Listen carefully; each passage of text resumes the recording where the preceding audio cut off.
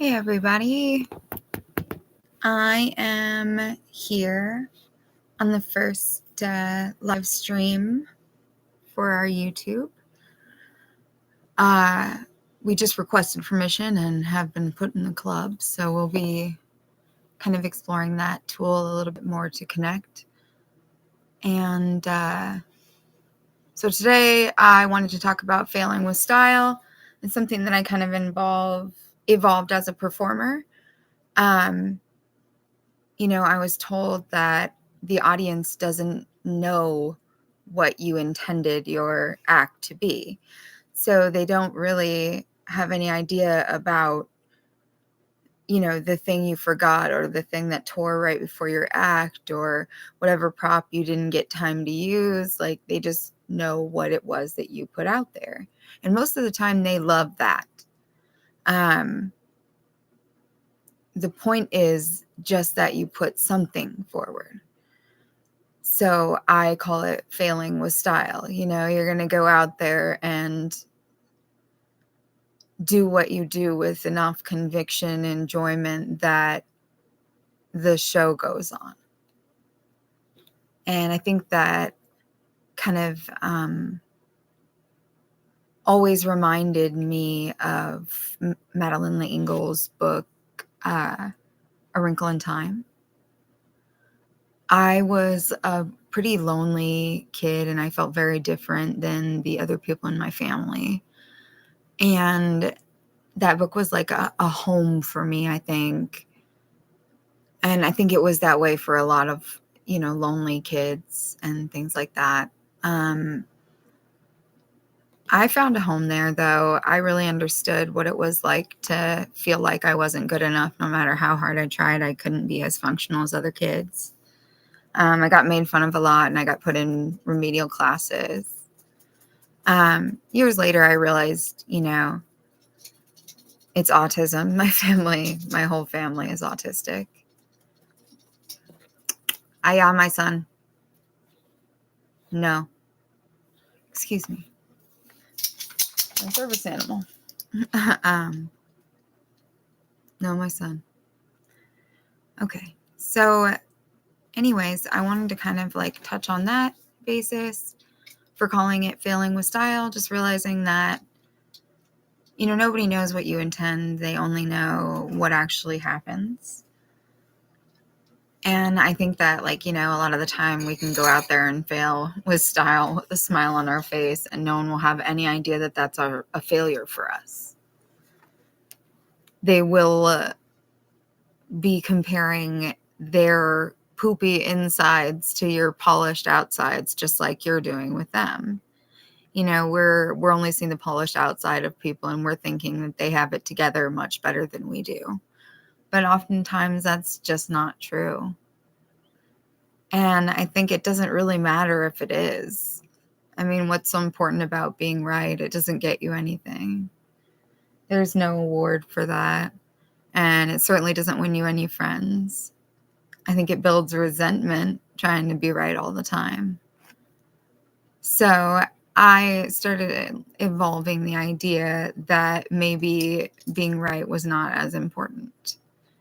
Maybe we have to rediscover, reassign our goals and figure out, what it is that we actually want, because it seems like nobody knows. I mean, how many people do you know that are, really happy, well-adjusted, know who they are and what they want out of life, able to make a decent living? Don't worry, I'll wait. This ain't that kind of place.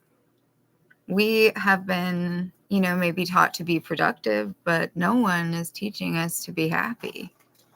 And that's what we need most of all. Those moments are the only time we're really alive. Those times when we're connected instead of like the rest of the time, numb, disconnected, potentially hooked up to some kind of screen, even like I am now or in some other fashion. I just wanted to give myself a chance to talk about what it is to fail with style for me, what that looks like, and how I kind of want to learn and teach as much about that as I can, about empowering people. I don't think that anyone should be able to take the knowledge about your body and your brain away from you and then sell it back to you at $150 an hour. I think that, and I mean, call me crazy here, that we should probably have enough information about our own bodies and brains to operate them safely. I think that has been taken from us for a long time. I think it has been easier to control people who don't have the knowledge that they need to do what they need to get done. I think that we can see like a really extreme example of that in Grand Theft Auto, that people are like in there employing whatever methods and whatever weapons and whatever vehicles to get to their goals. And they don't care who it hurts or what happens to anybody else or how much chaos there is. And they spend most of their time trying to evade the police, which is pretty much how it would work out if you tried it in real life too. The point of the matter is that all of those things are not very effective ways to get those things that you want. Instead, you just get that police interaction, and that means you're traumatized or go to jail or sometimes even die. The truth is that, we're kind of being ushered away from our own happiness all the time. We're pushed in the direction of productivity. We're pushed in the direction of innovation.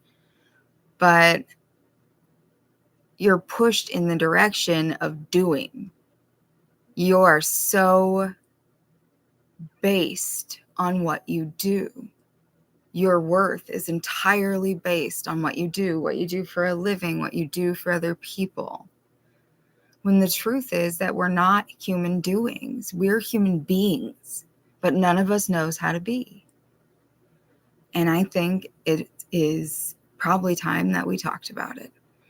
So join me in my quest. We're going to find out more about adventures with autism.